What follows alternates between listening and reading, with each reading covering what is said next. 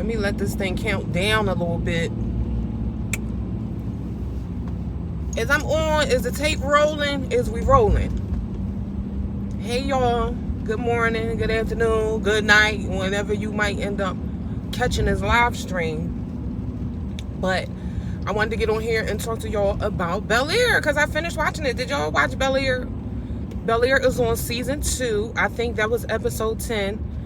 I believe that was the last episode. I believe it's only 10 episodes per season.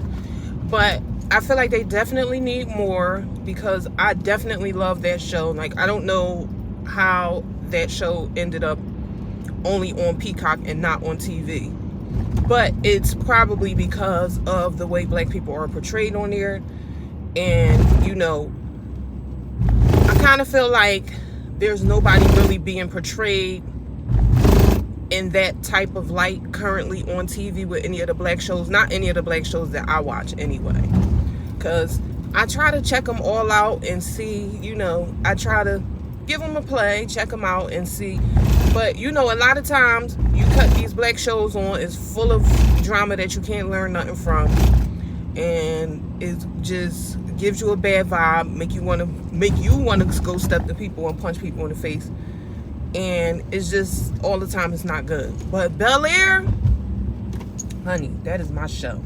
I'm going to need y'all to hurry up because you know they doing season 3. So I'm going to need y'all to hurry up with season 3.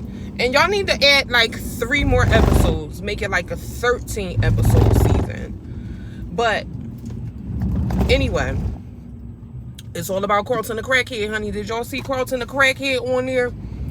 Child, he done started getting high again. He done started hanging with his white friends, honey. And he is turned back up. Done turned into a rock star. Hillary is a mess with her and her 2 boos. She's like stuck between a basketball player and a hard place, which I personally feel like I like Jazz for her because I just feel like he's genuinely sweet. But the basketball player guy that she was dealing with, like, he cool, but you just already know, you can kind of tell what's going to come along with his vibe. But you know, it's cute to go to Paris. Like, she was leaving on the last episode to go to Paris with the ball player. And right before she left, Jazz had visited her and had, like, basically poured his heart out to her. And she basically was like, get your little short ass out the way. I'm going to Paris, honey. But, yeah. Ashley caught Carlton doing crack. He tried to say it was Xanax, honey. And Ashley was like, boy, what do you think I was born last night? No, I'm dropping a dime on you. And child, you know that crack make you start acting crazy. He took and gripped Ashley up and everything. And I was like, oh, the crack got you going off on Ashley? But anyway, you know, him and Will was up for the Founders Award at their school. And then Carlton ended up winning it. And I guess he was trying to do his crack or whatever so he could get on stage and perform, get on stage in case he won or whatever and do his little speech or whatever. So he had stepped out into the hallway to go to his locker, and child, he started doing his crack, and he was so immersed in it that Ashley walked up behind him. She was like, what is you doing? But she had already seen him put the spoon and everything up to his nose, so she saw what he was doing. She probably seen him probably a show or two, and she, you know, she knew what was going on. So once Ashley caught her, caught him, I feel like he felt like super bad because of how he reacted to her saying that she was going to drop a dime on his behind. But she, I think her catching him, I think that made it a little more easier for him to let the cat out the bag, because he got right up on that stage at the end and was like, child, I just want to let y'all know I do not deserve this award because I'm a crackhead. I couldn't believe it, but I was blown away by his speech, but I was also sad for his parents because he embarrassed them. Like, you know, like, your dad is like big time. Like, you don't get out there and just run that by me behind the scenes that you on crack, nigga. Don't go getting online. I mean, don't go standing up on stage yelling that out, and my colleagues might come across this or something. Like, I ain't, like, yo, brief me before you go wild and just do something like that. But see, that crack will make you start acting peculiar. And Carlton on the show, he was acting as if he was struggling with anxiety, which, you know, I tell y'all about that anxiety all the time, child. People try to say anxiety so they ain't got to discuss the real problem, what the real problem is, which in Carlton's case, the real problem was he was a crackhead. But, yeah. Of course, Carlton and Will have the most interesting storyline because Will was playing basketball for this school and this guy, and he ended up finding out that the guy was doing illegal dealings and taking, you know, money behind on the back end for the basketball players that he had to do deals for them. And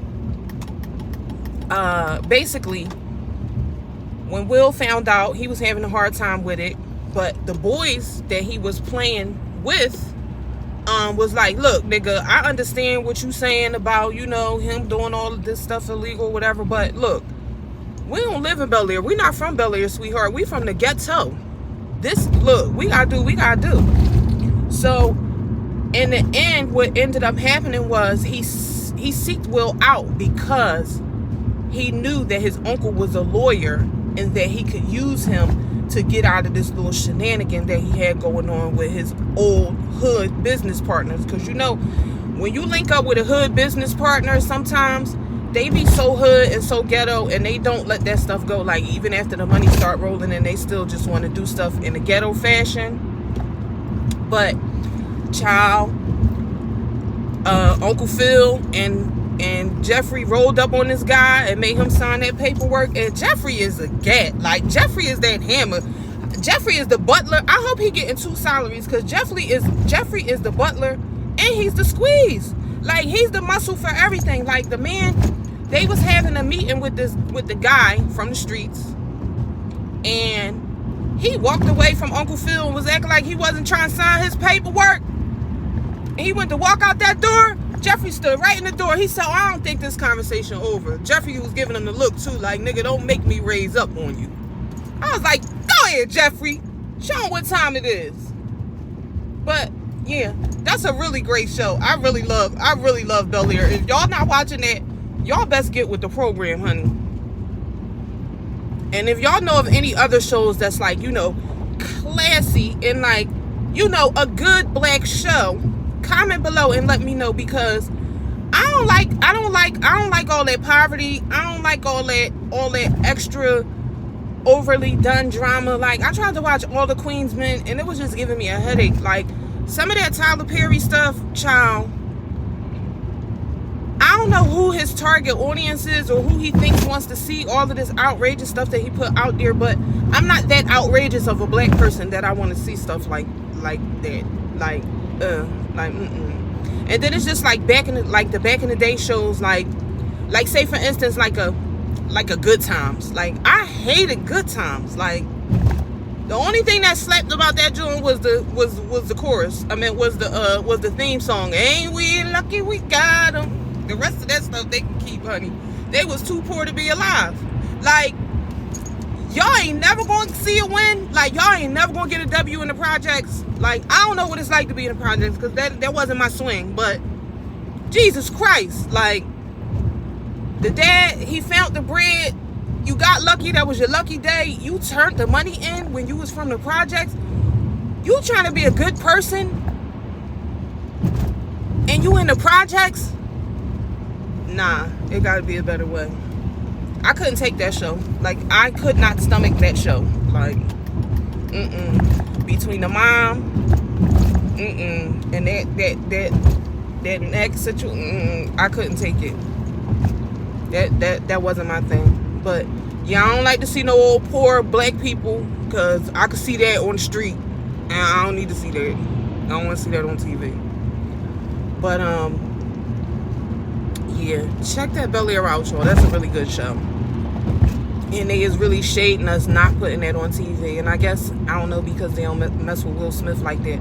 But, speaking of Will Smith and how, you know, things have changed with him. Like, now Will Smith is a thug, honey. Will Smith, he's a gat now, honey. He puts his hands on people. So, you know, people is approaching him, and he's being seen in a different light at this point. So I don't know if that has anything to do with the position of his show, but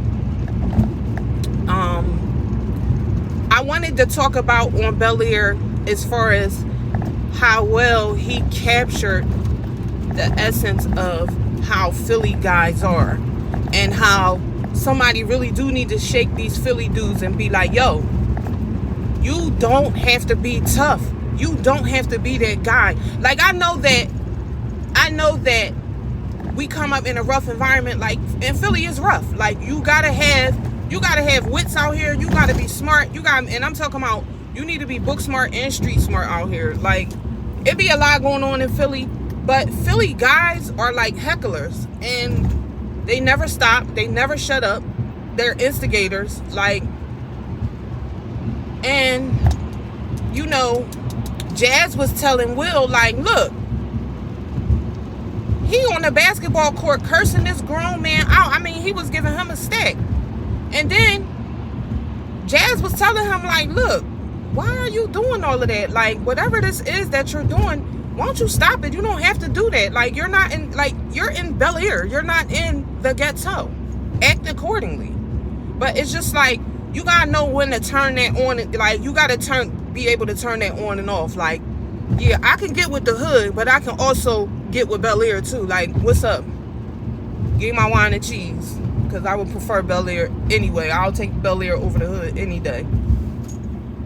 But yeah, I like the way how that was really authentic about Will's character. Like, y'all Philly guys really need to shut up. And that's the facts. But that's it for my review of Bel Air. Really good show. Y'all know, people always tell me, girl, you don't like nothing. But whatever. Thanks for watching if you made it this far. And I will see y'all in the next video, the next short, the next live, the supermarket, TJ Maxx, Marshalls, Target. Y'all gonna see me somewhere, all right? Have a wonderful day. Bye, y'all. I see y'all watching me too. Bye, y'all.